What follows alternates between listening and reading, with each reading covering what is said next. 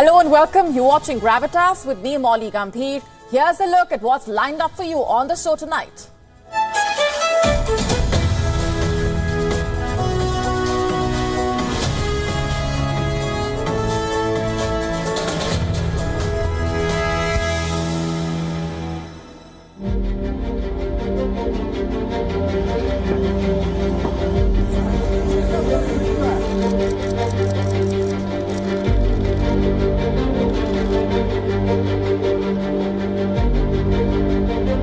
We are ready to welcome him in Minsk.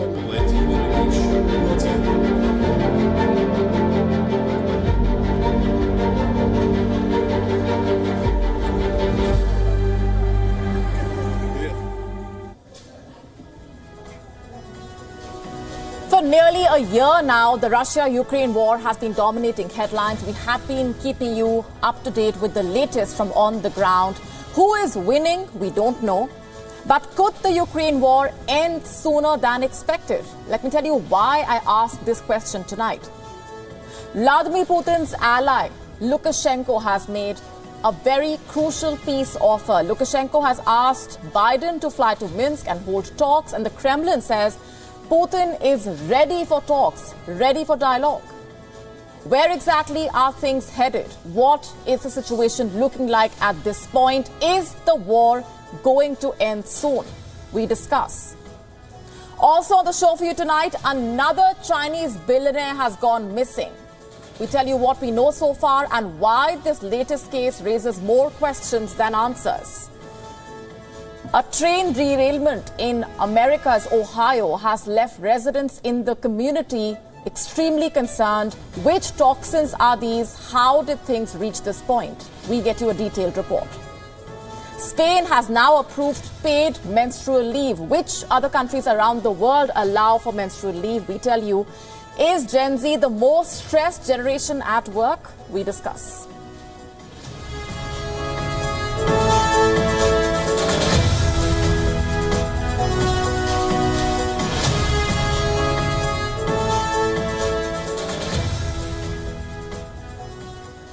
Could the war in Ukraine end sooner than expected? I know we have been asking this question for quite some time now, but some unexpected developments have forced us to ask this question again. Developments like these. Alexander Lukashenko inviting the American President Joe Biden to Minsk. What for? To end the Ukraine war. For the unversed, Lukashenko is the president of Belarus and one of Vladimir Putin's closest allies. In fact, they are best friends of sorts. So when a man like this extends an olive branch to the West, when he makes offers like these to the US president, one has to take them rather seriously and understand the motivations behind the move. And that is exactly what we will be doing over the next few minutes.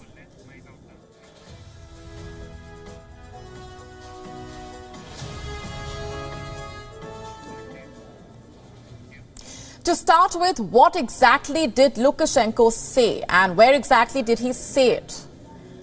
On the 16th of February, Lukashenko hosted foreign journalists at his palace and one of them asked him about Joe Biden's visit to Poland. You know what he said? He asked Joe Biden to come to Minsk instead, sit down with him and Vladimir Putin, discuss ways to end the conflict and prevent thousands of deaths. Interestingly, he mocked Biden by calling him the peace-loving president and described himself and Putin as two aggressors. You have to listen to this. Convey this message to him via your channels. We are ready to welcome him in Minsk and have a serious discussion. If he wants peace in Ukraine, and even Putin will fly in here in Minsk, and we will meet as a trio here in Minsk, two aggressors and the peace-loving president. And here, in your presence, we three, I guarantee that Vladimir Putin will come. The three of us will sit down and solve the entire problem. We will solve all the problems here. No, he will not travel here. Although for the sake of ending of the war, to stop people dying, it's worth it. You heard that. Come to Minsk. Putin will fly in as well. Let's meet as a trio and end the war. How exactly do we perceive this? Was Lukashenko joking or was he serious? I ask these questions because Lukashenko is an eccentric personality. He's notorious for his strange sense of humor. So should we be taking his words with a pinch of salt? Not this time, because it seems that Belarus is indeed interested in brokering talks between Putin and NATO. And here is why I say this. Just 23 hours before these remarks, Lukashenko made another interesting statement. He said his country will join the Ukraine offensive only if it is attacked. This statement is significant because for months now, the Western media has consistently raised fears that Belarus may help the Russian forces in facilitating a spring offensive. Lukashenko says it will not. Let me quote his statement. We are peaceful people, we know what war is, and we don't want war. There is no way we are going to send our troops to Ukraine unless you are going to commit aggression against Belarus. What does that tell you? That Belarus is definitely not in favor of extending this war, but is it speaking for Russia as well? Is Putin really in favor of talks, as Lukashenko suggests? Last we checked, he had turned Biden's offer for talks. This was in December 2022. Biden had made a peace offer. He said, let's sit down. Putin did not want to do that. What about this time around? Well, he has had a change of heart. Have a look at this report. It's from a Russian news agency. It carries a quote from the Kremlin spokesperson, Dmitry Peskov, who has said that Putin is indeed ready for dialogue. But Washington is not. I am quoting once again, President Putin is always ready for dialogue with the Belarusian president, who will be in Moscow today. This is a new initiative by the Belarusian president. You probably heard the White House stating that the US president is not planning any other stops in addition to Poland. So it is unlikely that Washington will respond to this initiative. That's a very interesting statement. The question is, what is making Putin have second thoughts? You know, from refusing to talk in December to now being open for dialogue in February. What happened? How exactly did his views change in just 2 months? Is he slowly growing tired of this war? Or are the forces convincing him to end the war? I'm afraid there are no easy answers to these questions. Here's what we think. This war is becoming increasingly expensive. It is causing economic ruin on both sides. The EU economy is one major escalation away from recession, and Russia also has managed to avoid an economic debacle. But it is slowly losing the means to sustain this war. The country's budget deficit has surged to astronomically high levels. So both sides are in dire straits, both are suffering losses, and this explains the peace offers that are being made. Can these offers yield something significant? Will Biden and Putin ever sit down for talks? We say it's high time that they did.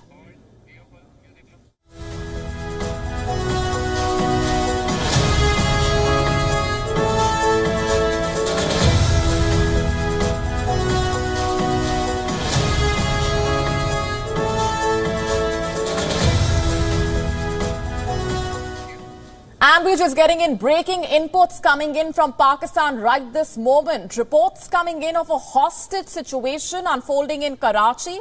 Let's just piece together for you what we know at this point.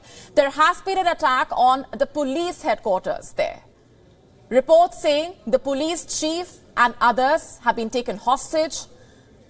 Eyewitnesses saying that 5 to 6 terrorists have entered the Karachi police chief's office, equipped with explosives and weapons. And we are being told at this point that firing is currently underway. If you're just joining us, These are the breaking developments coming in from Pakistan. An extremely tense situation unfolding in Karachi there. There has been an attack on the police headquarters in Karachi.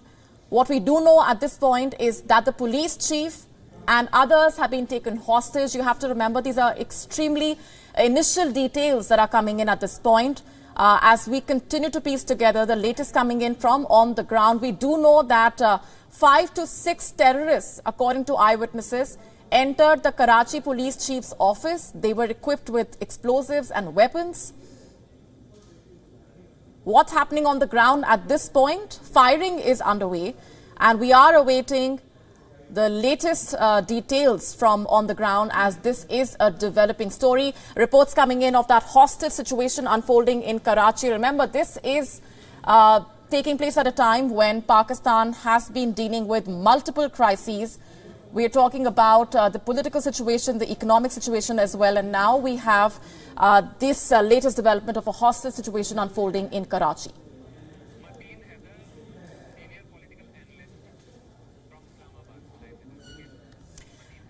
Senior political analyst Mateen Haider joining us on the broadcast for more on this. Thanks very much for being here. Can I just ask you to piece together first for us what we know at this point? Well, right now, the Karachi police chief office is under attack, and the terrorists are still inside in the building, that is on the Sharai Faisal near Christian Cemetery. An additional IG of the Karachi police has confirmed that 7 to 8 terrorists are inside into the police compound, and they are trying to reach to the third or the fourth story. This means the terrorists have successfully entered into the police chief's office. Right now, the additional police chief has confirmed that intensive firing is on between police commandos and the terrorists. It is not certain that how the terrorists manage entry into the police compound, but initial report says that first they made firing, and after making massive fire at the main entry of the Karachi police chief, these terrorists made entry into the police headquarters. And right now, so far, the report suggests that intensive firing is still on. And the paramilitary force Rangers contingents have also been called in. The Rangers have also called off the area. The main artery of the Karachi, which is Sharai Faisal, that has been immediately closed for all type of traffic. And the police troops from the rest of the police stations and all police units have been called in. There are reports also that the military commandos have also been called in since it's a major terrorist attack. Initially, there are reports of one injured person. There are hundreds of ambulances from private trust, medical organizations and hospitals, which are outside the police chief office in Karachi. It is located at an area which is very busy, extremely busy. There is 24/7 traffic and movement at that particular place. So right now, the Karachi police chief is under attack. Terrorists have made entry inside into the building. The building has been cordoned off. There is an intensive firing on between terrorists and the police force. Right. Requesting you to just hold that thought and do continue to stay on with us. Let's also get in senior journalist Ahmad Shaheen, who's with us on the broadcast as well. Ahmad, if you can just take us through the latest that we have at this point, and also your assessment of the current situation on the ground. So what's basically happening is at the police head office, and the police head office is right next to the Sadr police station. Sadr police station is one of the most important police stations of Karachi. I've lived in Karachi for 10 years, and every time one of our colleagues got murdered, that was the time we had to spend inside the police station, and we would go to the police head office to complain to the seniors that we were not being given justice. So the militants, they gained access to the head office, which is next to the police station, and they opened fire indiscriminately. They started shooting everybody. The exact total number of assailants is unknown. However, we do know that there are around 8 to 10 terrorists inside the police head office. Now, the location of the police head office is on the Shahrai Faisal. Shahrai Faisal is one of the is the main artery of Karachi, and it connects the airport to the rest of the city. And that road is being blocked right now. And it has been approximately around an hour that this has been going on. During the whole scuffle, there was one rescue official of the ED ambulance service who was also injured, which is confirmed by the police. Chief Minister Murad Ali Shah has taken a very strong stance against this terror attack, and he, as it is undergoing right now, he said it is not acceptable, and they will be dealt with in the harshest of manners. Several deputy inspector generals, the DIGs, who control different areas of Karachi, several of them have been asked by the chief minister to send more reinforcements where the fighting is still taking place. Even the governor, Sindh, Kamran Tasori, has promised a very strong action against these terrorists. Right now, the reports are coming in that there are sounds of firing and explosions being heard where the action is taking place in the police head office. Also, the explosions appear to be, the sounds appear to be of hand grenades as well. The Rangers and SSU commandos have already reached there. They are part of the operation against the terrorists, and they are being accompanied by the police commandos as part of the operation. Electricity has been suspended, all traffic has been suspended, and there is complete chaos. And as we understand, if you've been following news in Pakistan, the law enforcement agencies, especially the police, is getting attacked in all corners of Pakistan. It is unprecedented that such an attack has happened, such an open, blatant attack has happened on the police chief's office in the largest city of Pakistan. I was just coming to that. The timing of this attack, as you just mentioned, coming at a time when Pakistan already has been dealing with one tense situation after another. We already have seen a string of attacks that have been taking place, and now we have the latest one which is taking place right in a city like Karachi. The police chief there has been taken hostage. What do you make of the fact that this is a message that really goes out to the authorities as well? What do you make of that? Although it is too early to talk.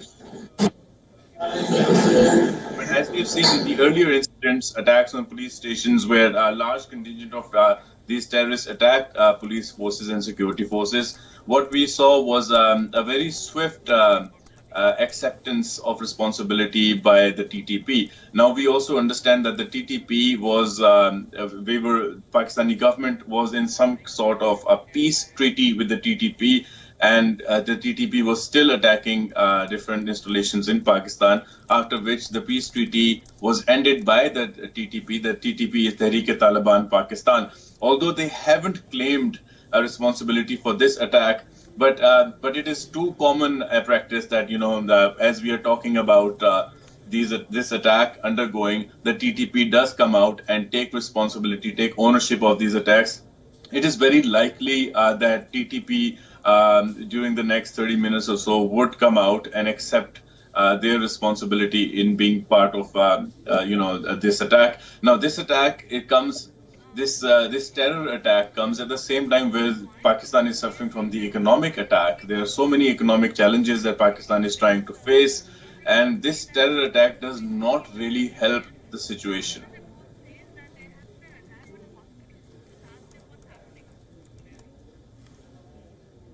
All right, stay with me. Emar, Mateen Haider also with us on the broadcast. If I could just ask you to also add to what Emar said right in the beginning, helping us better understand about this situation which is unfolding at this point. We understand that a high-ranking police officer has also been killed as per some reports. Do we have any more details about that? Also about the number of those who have been injured? Well, as far as high-ranking police officials killing, it is not confirmed. There are reports of only 3 injured people, and our latest news I am sharing with you that police has claimed that 2 terrorists have been killed. Karachi police has just released the information that in an encounter with the terrorists at the police chief headquarters, 2 terrorists have been killed. 3 persons have been injured. These persons' identity has not been released. Most probably they might be the policemen. So they are injured and have been taken to the Jinnah hospital for treatment. And the police says that the encounter with the terrorists is still in progress. There is huge number of security forces, including Rangers, police commandos, and the additional troops from various police stations across the provincial capital.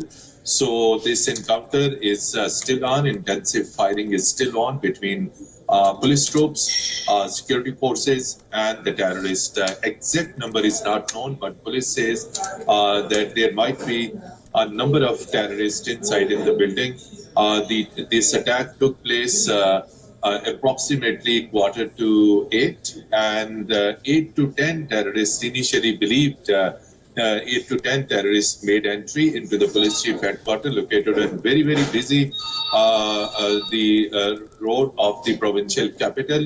And it is believed that first they opened firing and hurled grenades, and after making firing, they made entry into the police headquarters. So most of the offices inside and the doors of most of the offices inside in the compound has been closed. Inside in the building, there is also massive firing. Terrorists so far have made entry up to the 3rd story of the building. And the latest is that the firing is on. Commandos battalion has also reached. This is again from the commandos of the police and SSU and other specialized commandos. They have reached, and they have been joined by those troops who were busy in firing. So far, exchange of firing is on. 2 terrorist police claims that have been killed. 3 persons have been so far injured. Right. Ahmar, we're also looking at some reports talking about a hospital that has been attacked. Do we know more about that? And if you can just also tell our viewers more about the area exactly where this has occurred in Karachi, this attack which is unfolding at this point, a heavily fortified area and an area which usually has extremely high security.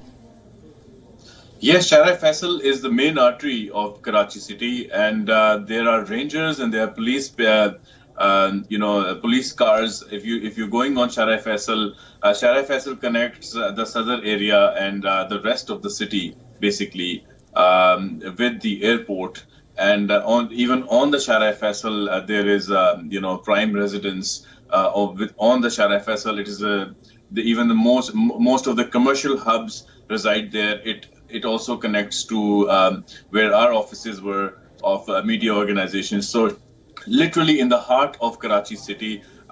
It also connects to a lot of red zones, which are extremely secure areas where even taking out a camera and making a video or taking a photograph, results in some armed people, some security forces coming and stopping you if you have a license or if you have a permission, a press card to be able to film there. So it's a very secure area. It's an area that, however, it's a main artery, which means that the traffic flow, it's without signals.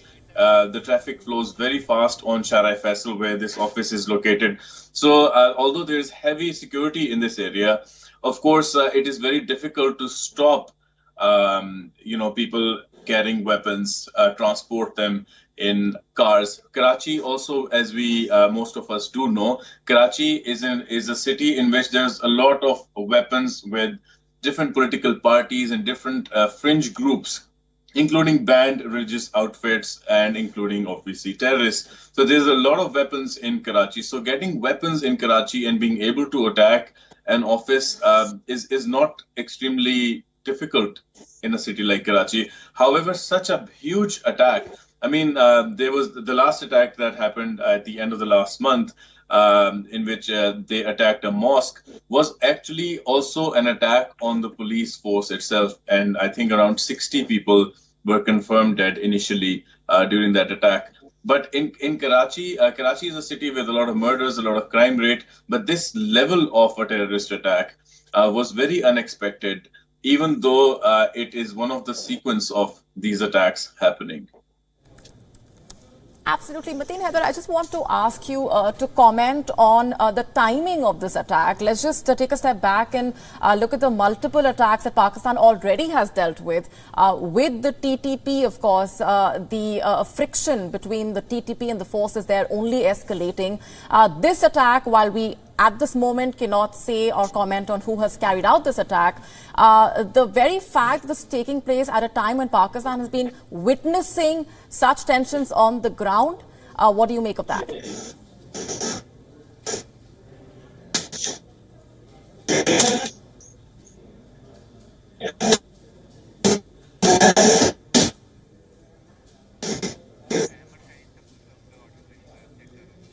We'll just try and reconnect that line with Mateen Haider. Ahmar, if I can just ask you to take that, and also just to elaborate on what you were mentioning earlier on as well, the attacks, the string of attacks that Pakistan has witnessed, the TTP tensions between the forces and the TTP, and the kind of friction that we've seen already, and the bloodshed that Pakistan has witnessed. Those reports and this attack now coming at a time when Pakistan has been witnessing such kind of tension on the ground.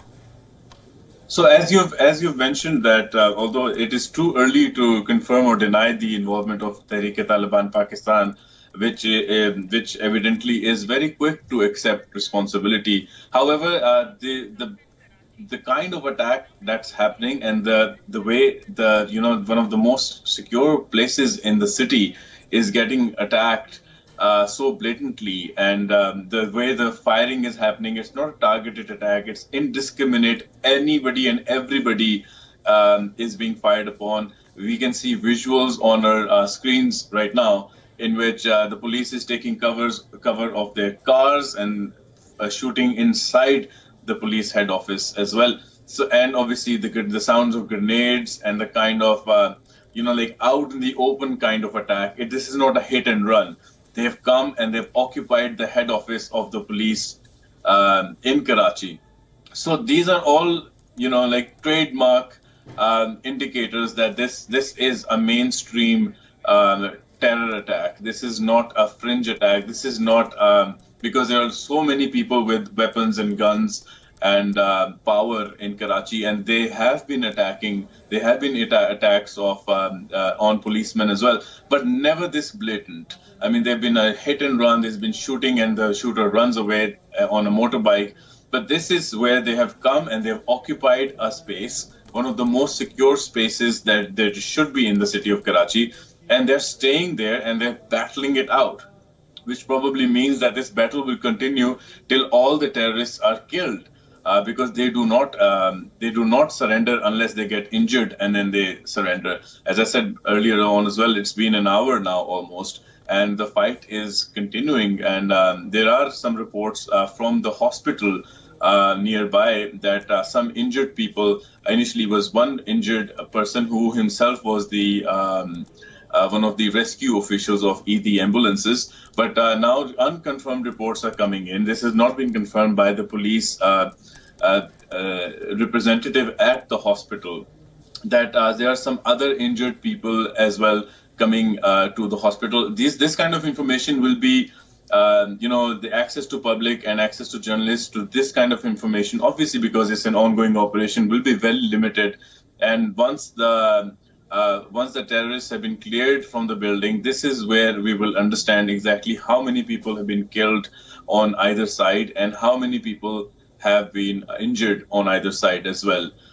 Right now, more and more police force is reaching as reinforcements to the location, because it's not just the place of attack, which is the head office of Karachi police. It's also the entire area that needs to be controlled, because, as I said, this is the heart of the city. Right. Stay with me, Ahmad Shaheen and Mateen Haider. We have some latest images coming in from on the ground. Let's play them out for our viewers.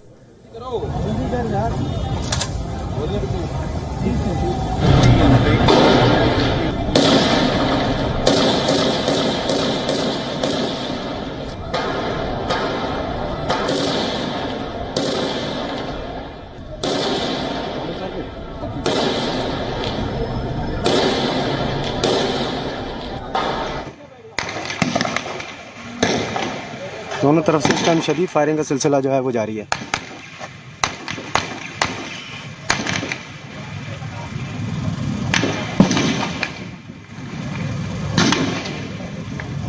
शारा फैसल के दोनों तरफ के road जो है वो traffic के लिए बंद कर दी गए।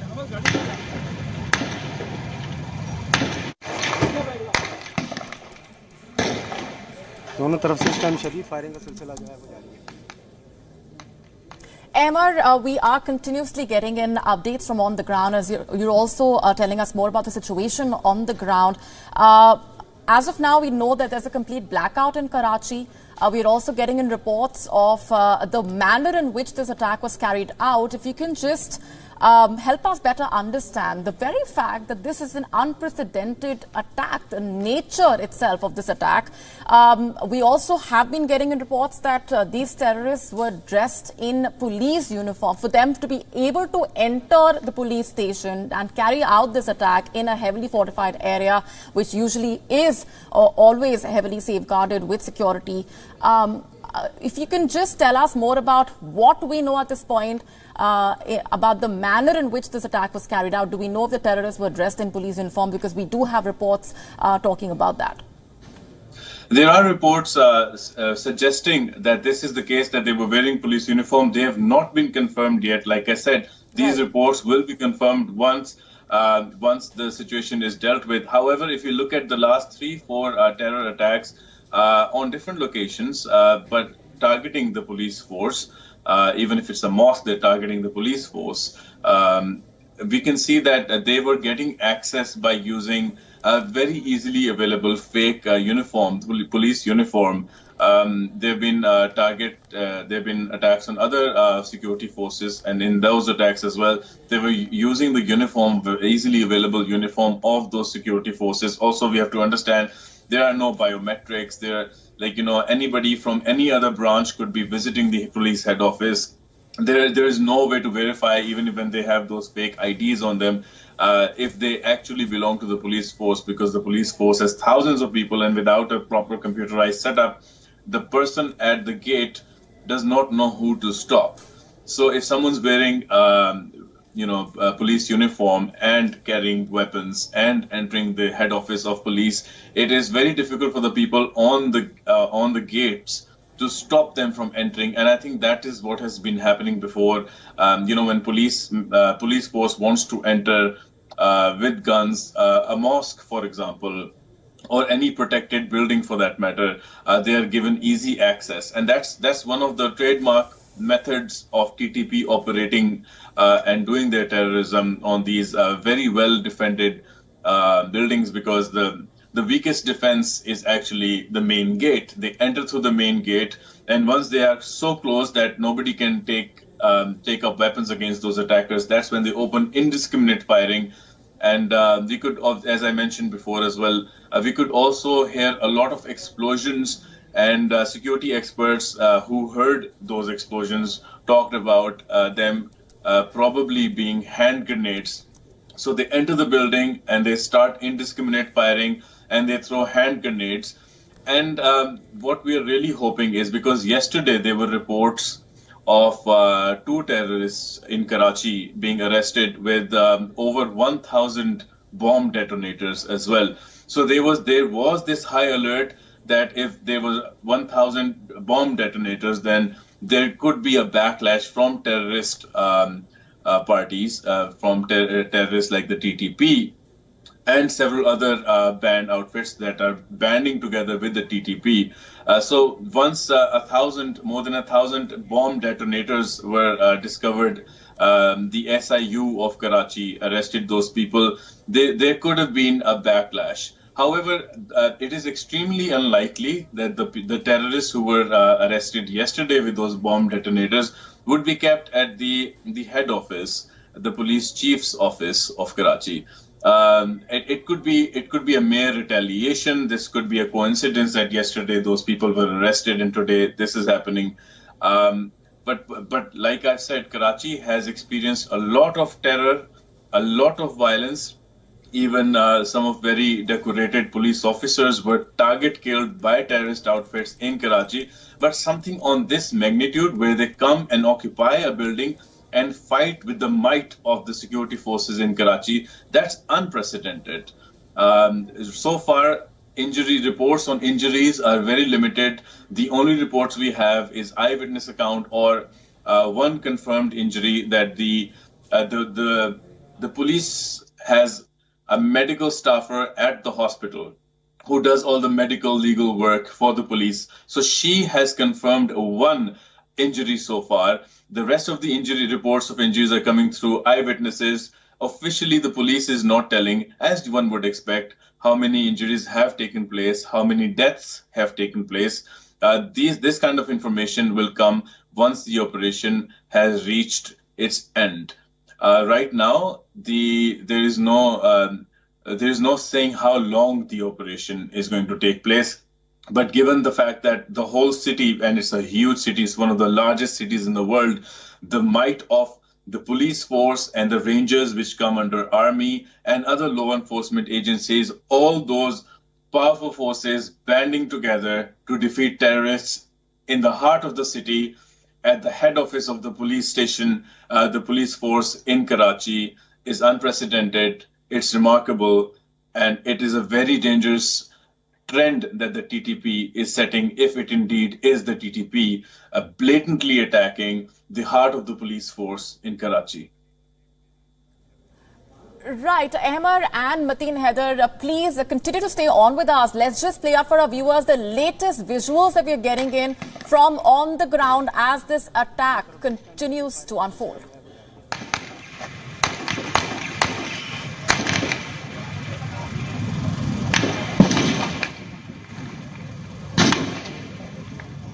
शारा फैसल के दोनों तरफ के रोड जो है वो ट्रैफिक के लिए बंद कर दी गए.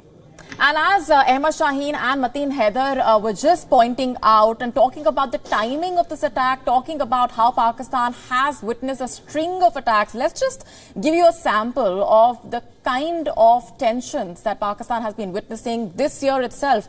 In fact, in the month of January itself, the number of attacks that have taken place, just to give you an idea, how the year started for Pakistan on the 3rd of January itself. Two intelligence officers, including the director of the Provincial Counter-Terrorism Department, was shot dead. This was right outside a restaurant in Khanewal, Punjab.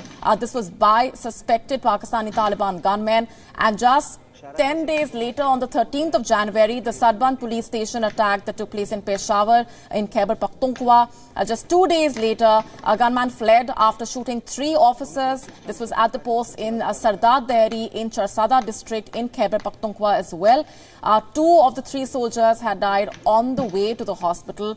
I could go on and tell you more about the attacks which have taken place just 3 days after that, and then 3 more attacks that took place in the month of January itself. But before I do that, let's just quickly go across to our correspondent, Anas Malik, who has been tracking those developments very closely, is now joining us over the phone line.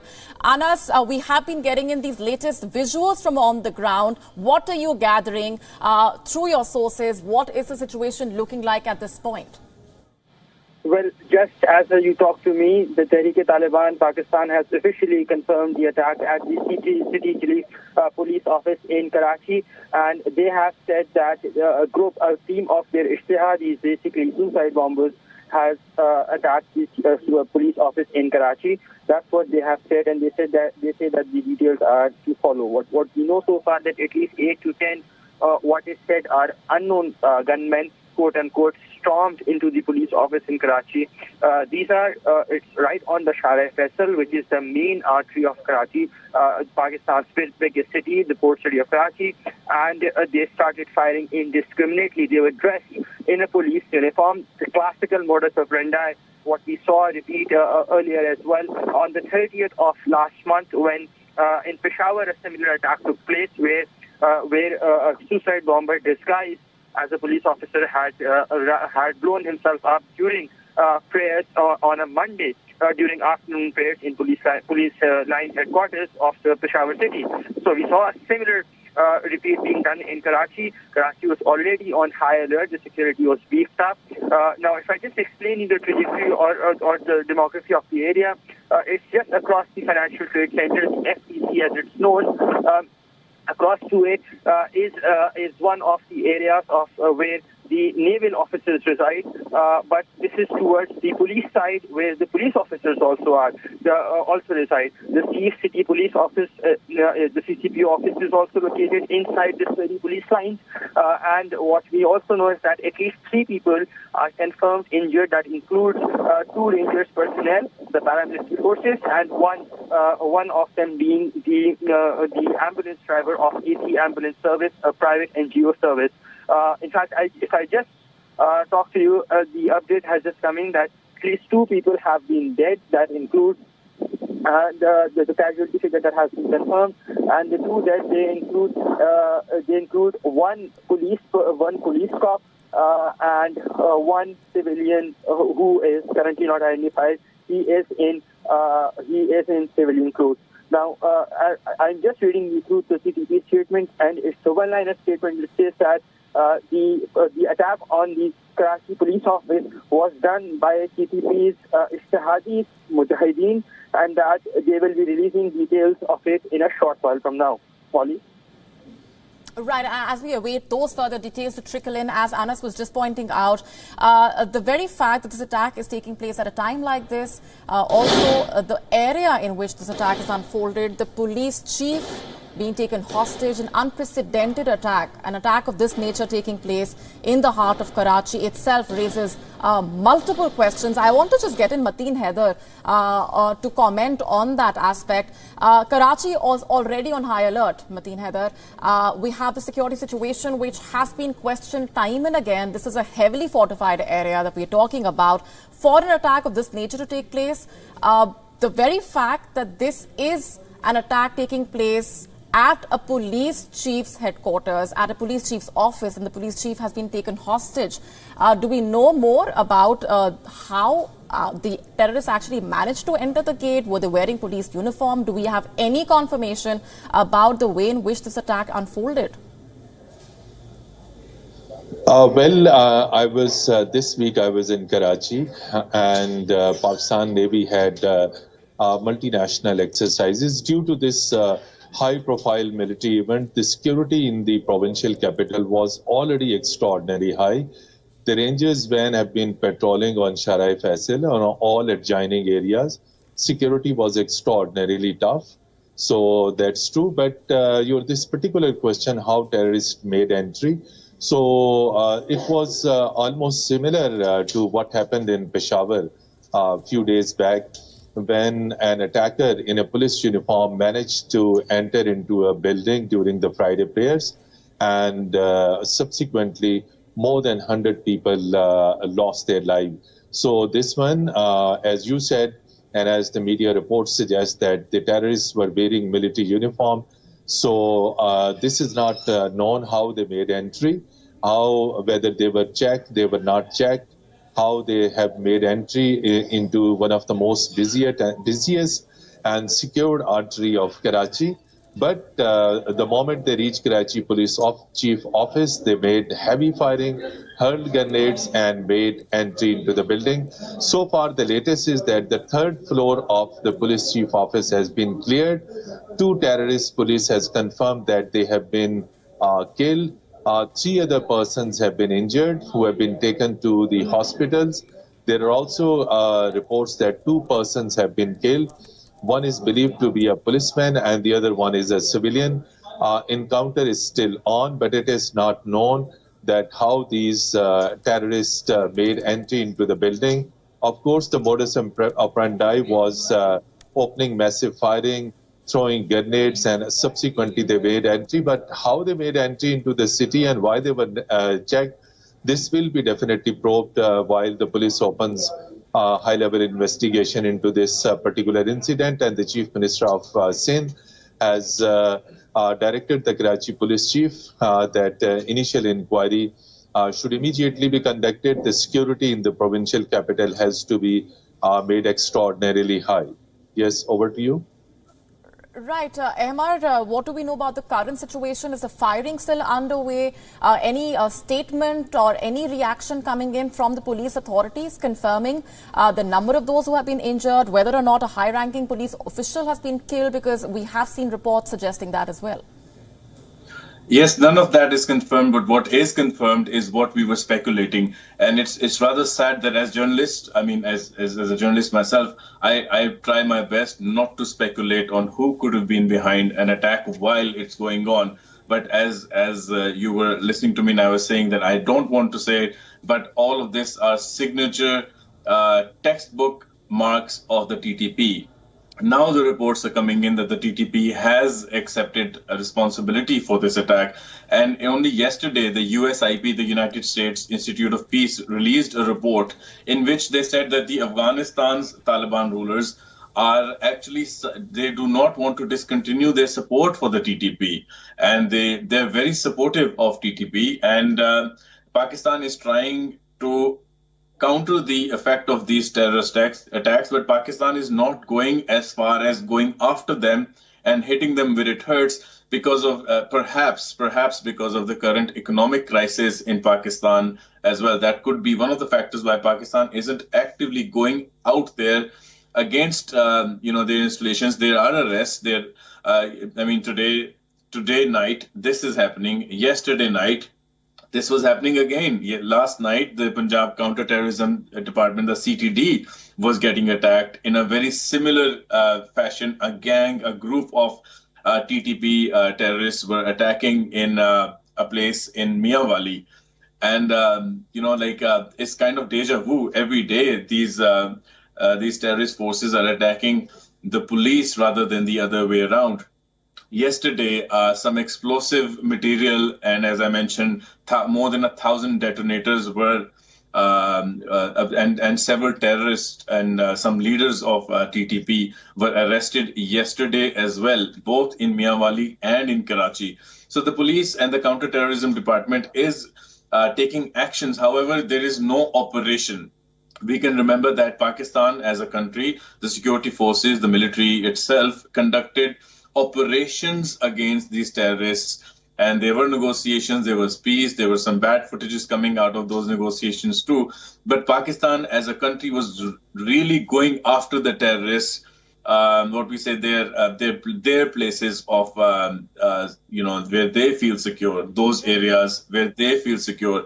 However, right now, what we're seeing is that they're trying to secure cities, they're trying to retaliate in a very local manner. They're not really going where they're based from, these terrorists. And it could be the fact that Pakistan perhaps is not in a position to go all out against where they're coming from and sealing the borders and everything, especially one of our neighbors isn't really supporting the idea of stopping the TTP. Right. Since you mentioned that, Ahmad, and since you also spoke about the Peshawar attack, I just want to go back to what the Pakistan Prime Minister Shehbaz Sharif had said while admitting that the authorities had failed to avert the Peshawar carnage, had also called for national unity to tackle the menace. Now, Pakistan's failure to tackle the TTP, to deal with these attacks, has been questioned time and again. At this point, we're looking at the government looking like it is unable to tackle them, looking like it is in an extremely weak position. Now, as you mentioned, the TTP has claimed responsibility for this latest attack as well. Let's just talk about why Pakistan has been so helpless when it comes to dealing with the TTP. And we have the Prime Minister of the country asking for national unity. What does that even mean? I don't know what that means. I mean, the nation is united against terrorism, but it is not the job of the nation but to make policies. The nation elects our leaders mostly. Sometimes we don't. And those leaders make policy. The elephant in the room is the policy of allowing these people to operate as good Taliban and bad Taliban. The policy of back in the days when we as a country, Pakistan, was used to basically give birth to and nurture the Taliban and their regime. So I think the problem lies with thousands of madrasas operating without any government intervention, any overt government intervention. I think the policy is the biggest issue that we're facing, and that is why the solution is not with the common man. The solution is perhaps not with the Prime Minister either. The solution is in the policy of disassociating the state with these miscreants and disassociating any strategies that the state has that does not coincide, because snakes are snakes. They will bite you if they're in your backyard, and this is what's happening to Pakistan. Of course, a lot of terrorists and a lot of terror equipment, bombs and ammunition is coming from across the border from Afghanistan as well. But at the end of the day, these are people, a lot of these people were given safety and home and a place to operate and train more people within the borders of Pakistan. Right. Amar, we're completely out of time. We will continue to get our viewers the latest coming in from on the ground. At this point, we have to take a short break. Thanking Amar Shaheen, Mateen Haider and our correspondent Anas Malik for helping us better understand the situation which is unfolding at this point following that attack, the hostage situation. We have been getting you the latest images and the latest details that are coming in. Do stay on. To WION World is One. Thanks very much for watching.